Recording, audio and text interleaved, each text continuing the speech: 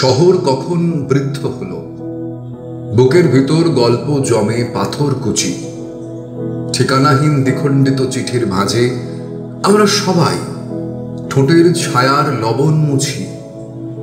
কেউ এগুলো অনেকটা পথ, কেউ থেমে যায় ঘড়ির কাঁটার শব্দ শিখে, মলাট দেওয়া শহুরে এক জলের খাতায় মফস্বলের কথকতার পয়ার লিখে।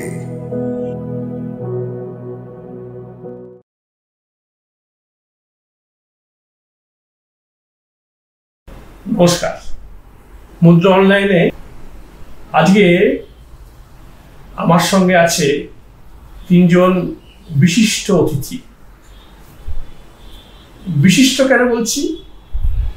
কারণ আমরা পূর্ব ঘোষণা মতো আপনাদের বলেছিলাম যে কলকাতার বাইরে এমন প্রতিভাবান শিল্পী বা সংস্কৃতি কর্মী রয়েছে যারা প্রতিভার দিক দিয়ে তাদের কোনো খামতি নেই, কিন্তু পরিচিতিতে কম। সেই ধরনের শিল্পীদের আমরা আপনাদের সামনে হাজির। তা আজকে সেই অনুষ্ঠানের সূত্র ধরে এমন তিনজনকে হাজির করেছি যারা আমার খুব প্রিয়, আমার খুব পছন্দের এবং আমার খুব ভালোবাসা। এই তিনজন আপনাদের সামনে হাজির হয়েছে, আপনারা দেখতে পাচ্ছেন। এই তিনজনের একজন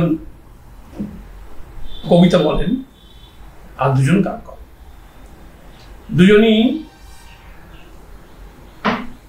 এই দুজন গান করেন আর একজন কবিতা বলেন। এই তিনজনই আমাদের এই কৃষ্ণগঞ্জ শহরে, এবং আরেকজন, তার মধ্যে একজন অবশ্য কৃষ্ণগঞ্জ থেকে একটু দূরে চাবড়া, একটা ছোট্ট শহর জনপদ, সেখানকার মেয়ে। তিনজনকে আপনাদের সামনে হাজির করছি এইটা দেখাতে যে এইসব বাচ্চা বাচ্চা মেয়েরা কিভাবে তৈরি হচ্ছে আগামী দিনের একজন নক্ষত্র হয়ে ওঠার জন্য। আমি আপনাদের সঙ্গে আলাপ করে দিই। আমার একদম পাশে বসে আছে স্বস্তিকা। নমস্কার। স্বস্তিকা, তুমি এখন স্কুলে পড়ো? হ্যাঁ, আমি ক্লাস 12-এ পড়ি। ক্লাস 12 পড়ছি। আর তারপর বসে আছে পায়েল। নমস্কার। পায়েল কি কলেজ শেষ হয়ে গেছে? হ্যাঁ, আমি এখন বিএড করছি। আর একদম শেষে বসে আছে দিশারি। দিশারি কলেজ শেষ হয়ে গেছে? কলেজ শেষ হয়ে গেছে। এখন এই তিনজন আমাদের এই শহরে যারা ছোট ছোট মেয়েরা ভালো গান বাজনা করছে বা কবিতা বলছে তাদের মধ্যে অন্যতম। আমি বলছি না এরাই সেরাদের আমি নিয়ে এসেছি, তা নয়, কিন্তু এরা উল্লেখযোগ্য। তা আমি এদের সঙ্গে আড্ডায় বসবো, একবারে সাক্ষাৎকার বা ওদের সঙ্গে কথোপকথন আলোচনা কোনো কিছুই নয়। ওরা প্রথম ওদের একটা ক্যামেরার সামনে আসা একটু আড়ষ্টতার মধ্যে আছে, কিন্তু অ্যাকচুয়ালি আমরা গান বাজনা করবো এবং এই গান বাজনাগুলো করবো এবং আড্ডা দেবো, সেগুলো আপনারা শুনতে পাবেন, তখন বুঝতে পারবেন এরা কেমন। যেমন শুরুই করতে পারি আমি একটা গান দিয়ে। আমি পায়েলকে বলবো একটা গান, যে কোনো গান তোমার ভালো লাগছে, এই আবহাওয়ায় কি একটা গান করতে ইচ্ছে করছে, করো তো একটা গান, যে কোনো একটা গান যা মনে হচ্ছে। একটি আধুনিক গান গাইছি, শ্রদ্ধেয়া হৈমন্তী শুক্লার গাওয়া একটি গান।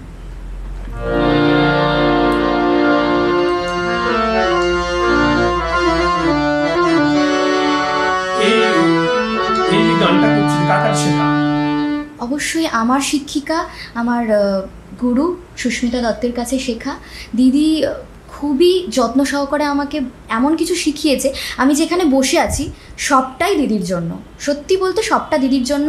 মানে গান কেমনভাবে গাইতে হবে, গানের গায়কই কেমন হবে, এই সবটাই দিদির কাছে মানে আমি জেনেছি।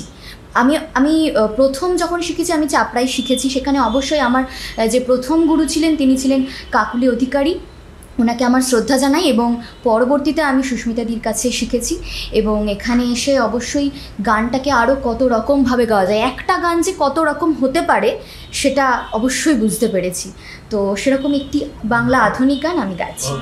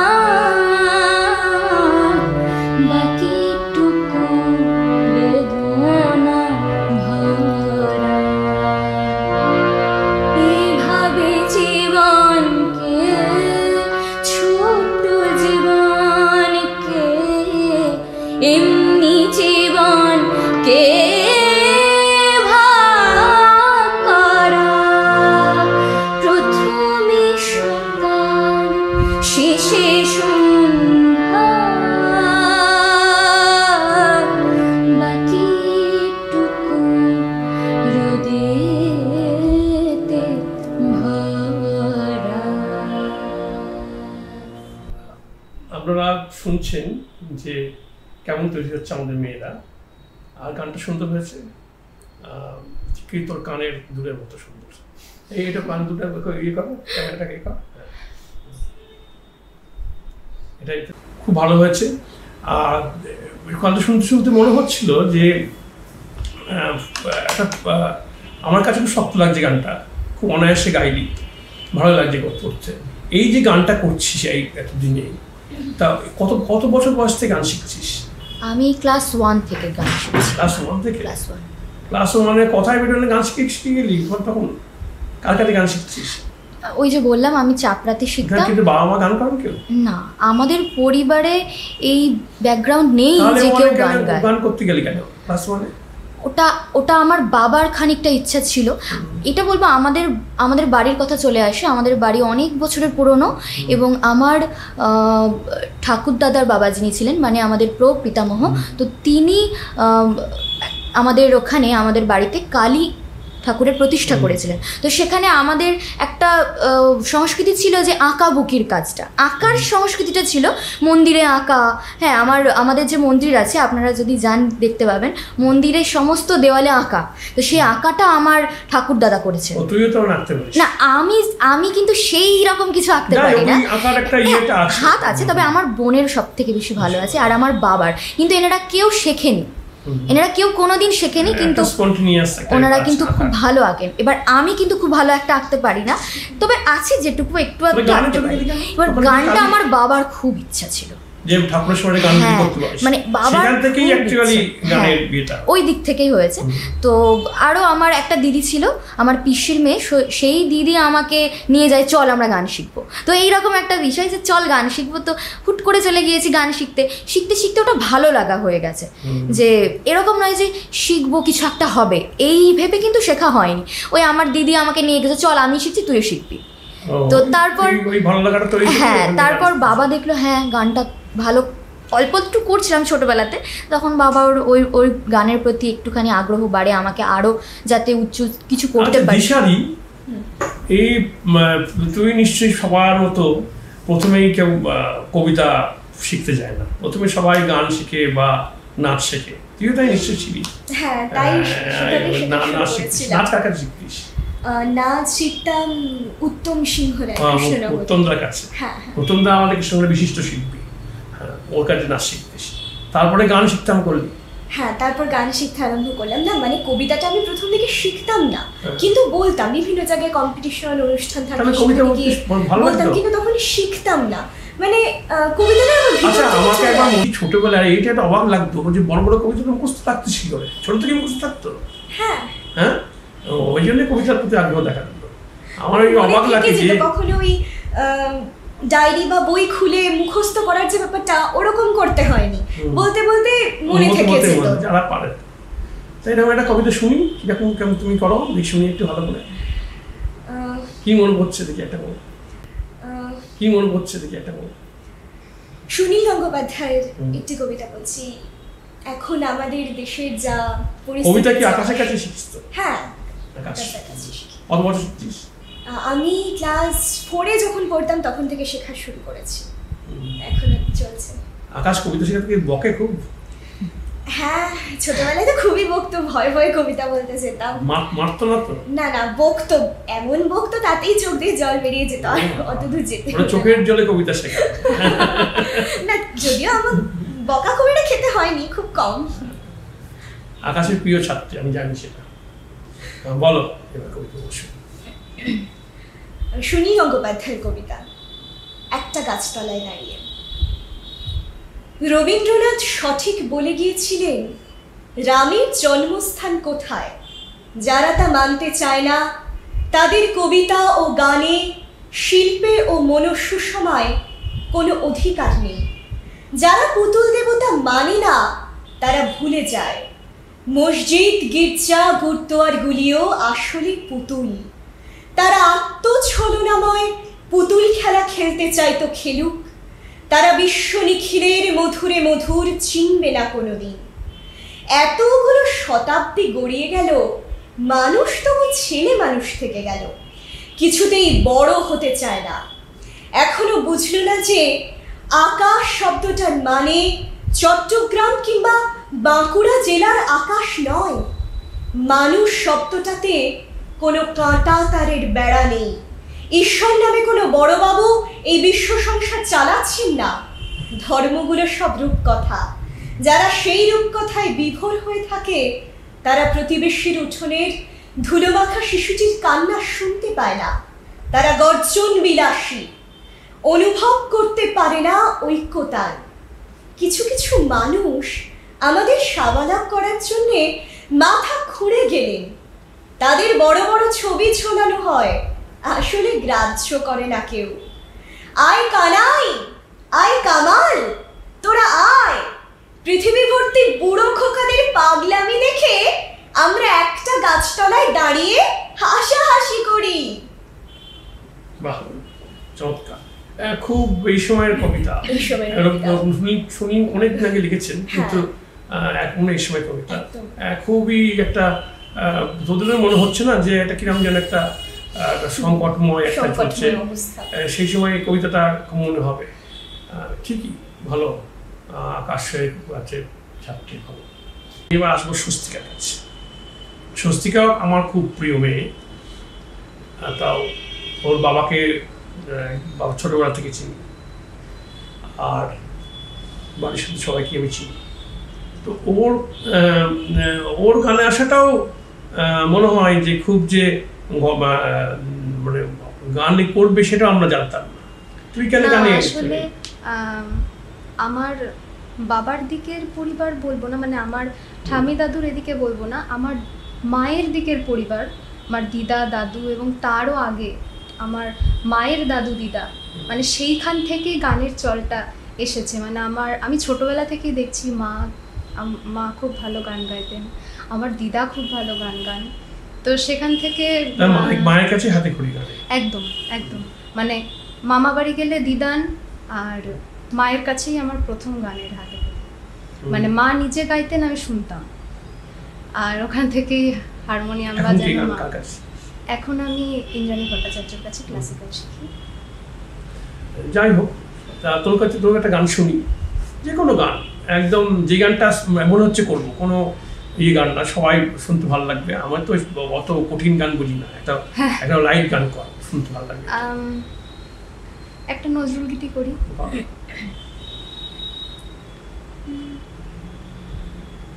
আমার আপনার যে আপন জীজন, খুঁজি তারে আমি আপনায়। আমার আপনার যে আপন জীজন, খুঁজি তারে আমি আপনায়। আমি শুনি যেন তার চরণের ধ্বনি, শুনি যেন তার চরণের ধ্বনি, আমারও পিয়াসী বাসনায়। আমার আপনার যে আপন জীজন, খুঁজি তারে আমি আপনায়। আমার মনের তৃষিত আকাশে কাঁদে সে চাতক, আকুল পিয়াসে কভু সে চকর, সুধা চোরাসে কভু সে চকর, সুধা চোরাসে নিশীথে স্বপনে জোছনায়। আমার আপনার যে আপন জীজন, খুঁজি তারে আমি আপনায়। আমার আপনার যে আপন জীজন, খুঁজি তারে আমি আপনায়। আমার আপনার যে আপন জীজন, খুঁজি তারে আমি আপনায়। খুব সুন্দর হয়েছে। এবার তোর কাছে একটা নজরুলের কবিতা শুনি, কেমন লাগে? গ্রেস কলেজে কাজী নজরুল ইসলাম যখন ছিলেন, তখন একটি বিখ্যাত কবিতা লিখেছিলেন কান্ডারি হুঁশিয়ার, সেই কবিতাটি শোনাচ্ছি। দুর্গমে গিরিকান্তারে মরু, দুস্তর পারাবার, লঙ্ঘিতে হবে রাত্রি নিশীথে, যাত্রীরা হুঁশিয়ার। দুলিতেছে তরি, ফুলিতেছে জল, ভুলিতেছে মাঝি পথ, ছিড়িয়াছে পাল, কে ধরিবে হাল, আছে কার হিম্মত? কে আছো জোয়ান, হও আগুয়ান, হাঁকিছে ভবিষ্যৎ। এ তুফান ভারী, দিতে হবে পারি, নিতে হবে তরি পার। তিমির রাত্রি, মাতৃমন্ত্রী, শান্তিরা সাবধান, যুগ যুগান্ত সঞ্চিত ব্যথা, ঘষিয়াছে অভিযান। হেনাইয়া ওঠে বঞ্চিত বুকে, পুঞ্চিত অভিমান। ইহাদের পথে নিতে হবে সাথে, দিতে হবে অধিকার। অসহায় জাতি মরিছে ডুবিয়া, জানে না সন্তরণ। কান্ডারি, আজি দেখিব তোমার মাতৃমুক্তিপণ। হিন্দু না ওরা মুসলিম, ওই জিজ্ঞাসে কোন জন? কান্ডারি, বল ডুবিছে মানুষ, সন্তান মোর মার। গিরিসংকট ভীরু যাত্রীরা, গুরু গরজায় বাজ। পশ্চাৎ পথযাত্রীর মনে সন্দেহ জাগে আজ। কান্ডারি, তুমি ভুলিবে কি পথ, ত্যাজিবে কি পথ মাঝ, করে হানাহানি তবু চলো টানি, নিয়াছ যে মহাভার কান্ডারি, তব সম্মুখে ওই পলাশির প্রান্তর, বাঙালির খুনে লাল হলো চিঠা ক্লাইভের খঞ্জর, ওই গঙ্গায় ডুবিয়াছে আয় ভারতের দিবাকর, উদিবে সে রবি আমাদেরই খুনে রাঙিয়া পুনর্বার।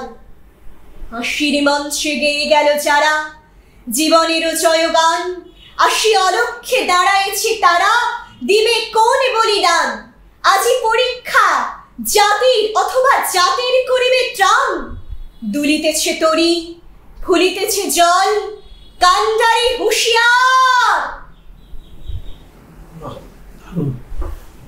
ভালো লাগলো এই যে একদম প্রাণ খুলে বলা কবিতা, এটা খুব মানে এটা নজরুলের কবিতা খুব বেশি সুযোগ আছে এটা বলার মতো করে, বড্ড ভালো লাগলো।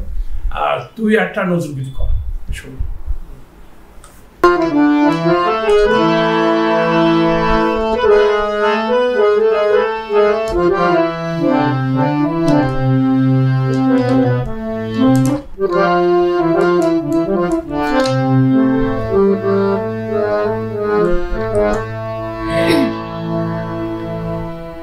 ফিরিয়া যদি সে আসে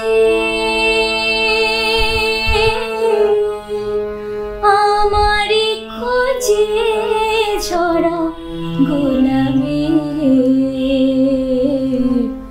আনিয়া সমাধি পাশে আর বিদায় বানে শোনাবে ঝরা গোলাপে।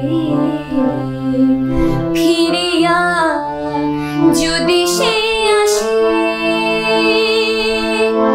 বলিও তারে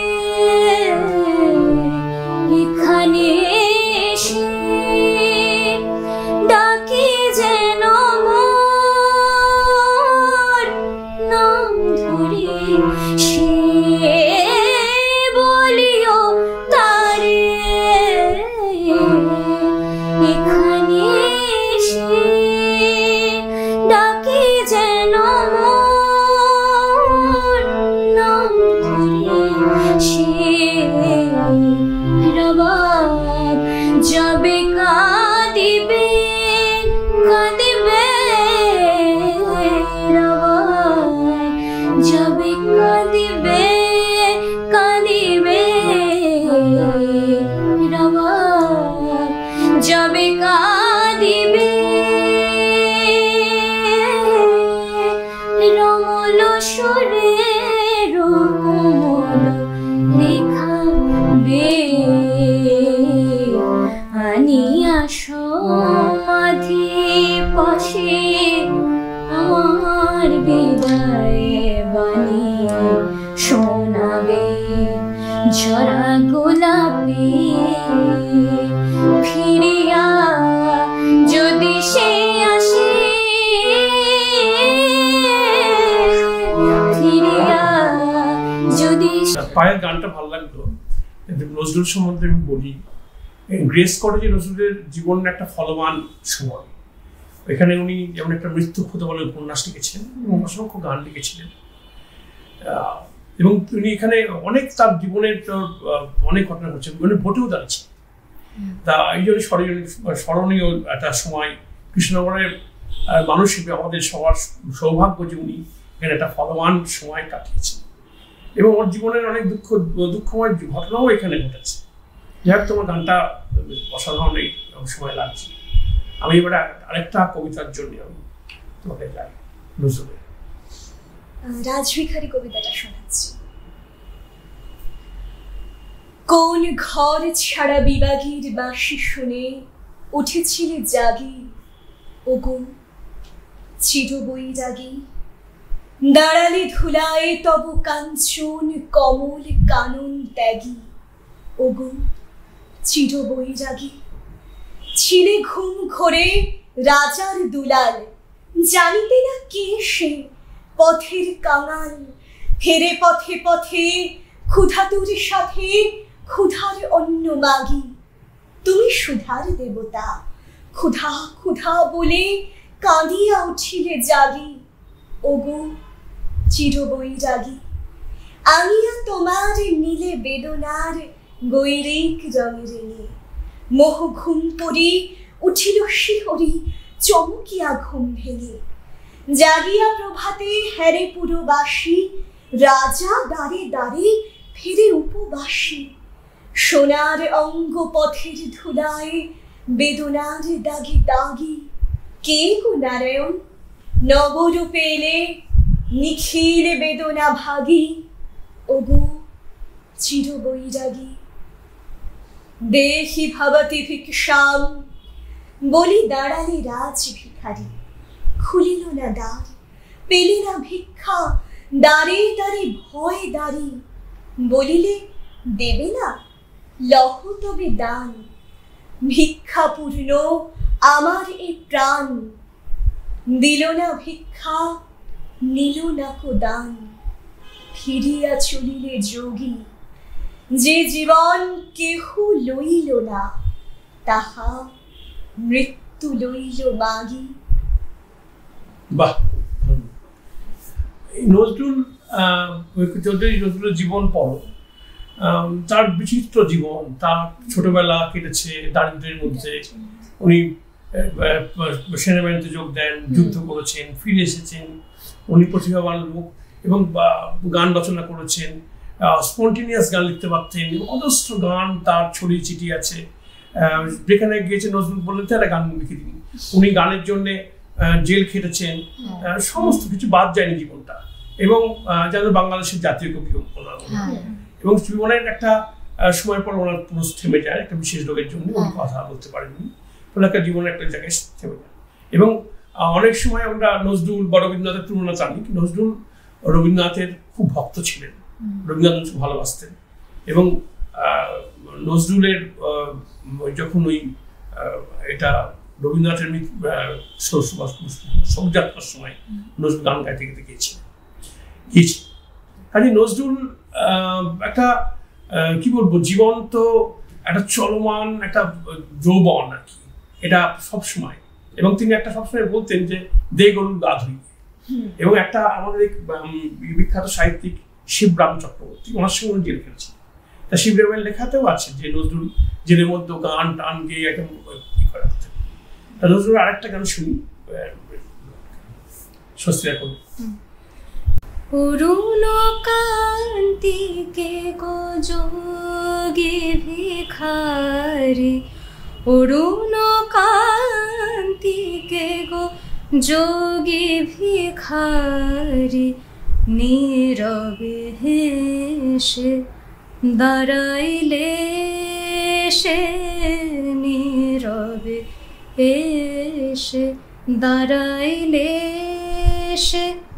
প্রখর তেজ তব নিহারিতে নারী, অরুণ কান্তিকে গো যোগী ভিখারি, অরুণ কান্তিকে গো যোগী ভিখারি। রাসবিলাসিনী আমি আহিরিনী, রাসবিলাসিনী আমি আহিরিনী। শ্যামল কিশোর রূপ শুধু চিনি, অম্বরী হেরিয়া যে কি জ্যোতি পুঞ্জ। এ গিরিজাপতি কোথা গিরিধারী, অরুণ কান্তিকে গো যোগী ভিখারি, অরুণ কান্তিকে গো যোগী ভিখারি। বাহ, চমৎকার। আমরা নজরুলকে স্মরণ করলাম কারণ আমরা জানো নজরুলের জন্ম কিছু হয়ে গেছে। তা আমরা একটু অন্য জায়গায় যেতে চাইছি এবার, যে এত যে গান ছড়িয়ে আছে, তোমার তো প্রিয় আধুনিক গান তোমরা পড়েছো, তোমরা সবাই করেছো, হিন্দি বাংলা কত গান ভারতবর্ষে, কত প্রিয় হিন্দি গানও আছে। তোমাদের যদি সেরকম কোনো গান মনে পড়ে, যদি ভালো লাগে কোনো গান থেকে করতে পারো, পায়েলে করতে পারো, স্বস্তি করতে পারো, হিন্দি করো, যা খুশি মনে করতে পারো। হিন্দি না দরকার নেই, করতে না করলে করতে, আমি যে বললাম এটা স্বস্তি করে দেবে, তুমি অন্যটা গান করবে। আচ্ছা আমি কি আধুনিক করব নাকি অতুল প্রসাদে কিছু একটা? অতুল প্রসাদ।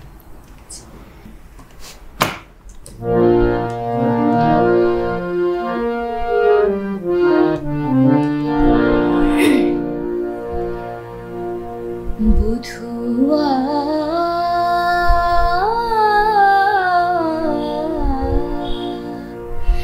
नींद नहीं आँखी पाती आमियो एकाकी तुमियो एकाकी আজি বাদলো রাতে